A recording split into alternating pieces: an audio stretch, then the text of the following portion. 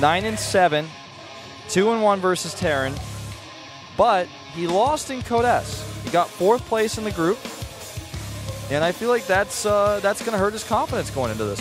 Yeah, it's definitely something that's going to weigh on his mind. It's not going to make this game any easier than it could have been. Of course, for him, it's up against Prime, and he's going to be up against Marine King on Habitation Station. It may get into his head a little bit here. Marine King has shown some pretty good games against Zerg this season, going 4-1 after his return. Everybody was very, very excited for when this guy came back. One of the most loved players in StarCraft 2, I have to say, at least in Korea. Big fan favorite. Yeah. And, let's see how he does here today. Habitation Station being the map, we could see that Gangnam-style Terran. Rogue definitely needs to be prepared for this. He's had, I'd say, a little bit less time than some of his teammates because of that Code S match he was preparing for with so many Zergs. And no Terrans, in fact, so keep that in mind as well. The map is up and loaded. See if Marine King can miraculously bring his team into the lead here, or if Rogue is going to continue his dominance. This is the SPL.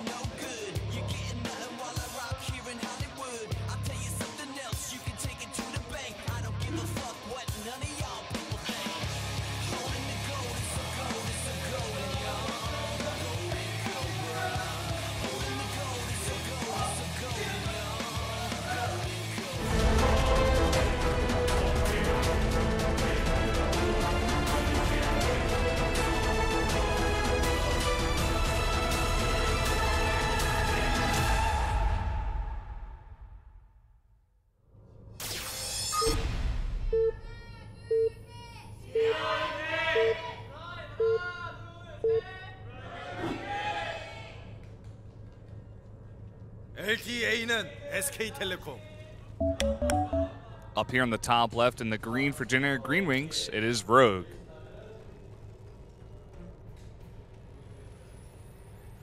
Feeling a little bit northern style today. Marine King not lifting that CC. It's going to keep it blue. Yeah. I feel like you should explain to the viewers what exactly you mean by the northern side of things, because when you first said that, I was even confused. And then I was like, he's keeping it north, man, He's just doing his thing. And it's weird that they cheer for him on a dog bone, but, What? What is that? That's a butterfly. I don't know. Generic Green Wings, like... Oh, okay. All right. So, Gangnam is where the studio is located, and also where the Code S studio is located. It's an area to the south of Seoul, south of the river, to the southeast, that is known for being expensive, and the people who live there are known for being, I guess, a bit. Is uppity the right word for this? I don't know what the word for this is. Just a bit. Prideful of their money. A bit posh. And a bit posh. And this is where the song Gangnam Style actually comes from. Yeah. I live in Gangnam, but I still eat Taco Bell sometimes. So it's not all true, the stereotype. Yeah. Taco Bell is great, man. Taco Bell is great, especially in the middle of the night. Yeah. Well, we're going to have Pool here. Pool first here for Rogue, and the Marine King is actually going to go for a CC first on this map. Mind games. Yeah.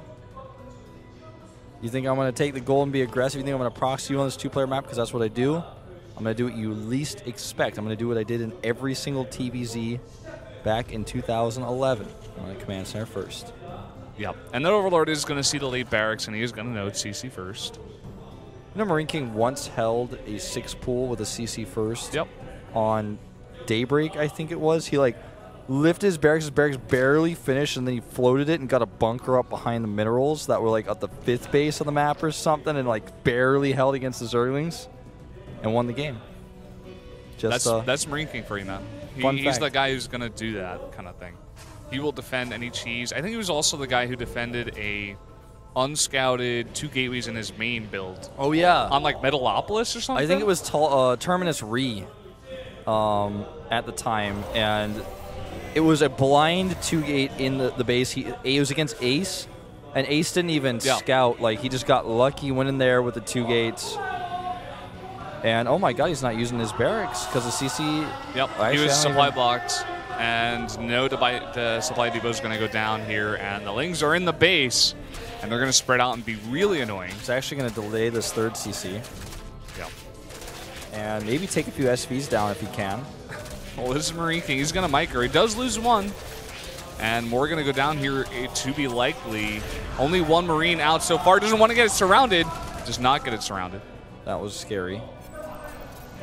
But he's still a bit out in the open. Gotta be careful. Only bringing out one Marine at a time.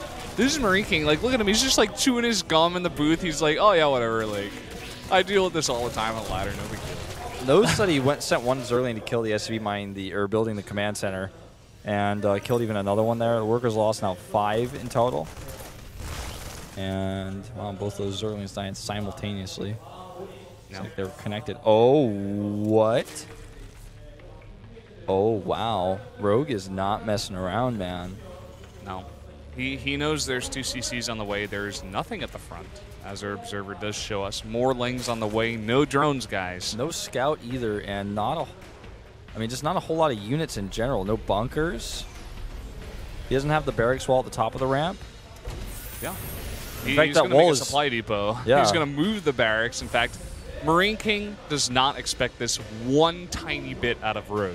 This is Mind Games Part 2 because we don't see this build anymore in The competitive sequel play. coming up here, and I don't know if Marine King's going to be ready for this. Well- Tons of Lings on the way right now. He's going to lose his add-on and possibly both depots, which is going to cost him a lot. And then the Lings are going to stream in. Link speed is done, and he's got so many Lings. I don't think Marine King holds this. I think he's going to die. It's looking like it, man. Oh, man, 4 the Marines. depot is down right now. Depot's down. There's one bunker at the front and one Marauder on the way. And here we go. Bunker not complete. Going to go right for the Marines. And they're trapped outside, actually, so the Banelings could even kill them as well. Look at Marine King's face. He's not so calm anymore. Marines are dead here. He breaks through. Tech Lab and Depot's down as well, and 14 Lings to follow it up. He's losing everything at the natural. Marauder is surrounded. Worst possible case. Baneling hit on several SCVs here. And now the rest of the Lings stream through, and this is going to be lights out. Yeah. The King of Greed here, Marine King. And Not- there are some more Lings. No wall at the front. Marine King Dancing is the destroyed. Zerglings. Rogue not taking his Kodas loss hard at all. Oh, God. Marine King definitely having a hard time accepting this. Well, Marine King definitely known to GG out of games a lot slower than most players. Yeah. Well, we're going to watch a bunch of these Marines going to try to come out here. May even see some buildings be lifted. Well, he scans twice. GG. Wanted to see how many bases that was done off of. Just 2. Scanned the gold as well. We saw nothing there.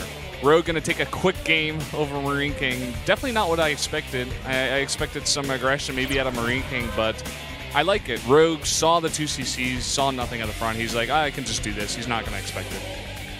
Yeah, that's that's the plan here. Marine King very known for doing builds like this in Wings of Liberty. And when he was in the height of his career, he would often just play blind CC first, do risky triple CC builds. And it was scouted this time. The momentum he got from all those Lings earlier there, all the SCVs he killed, he knew he probably wouldn't have enough to defend. And he also knew that Marine King never scouted what was going on. So, pretty cool build.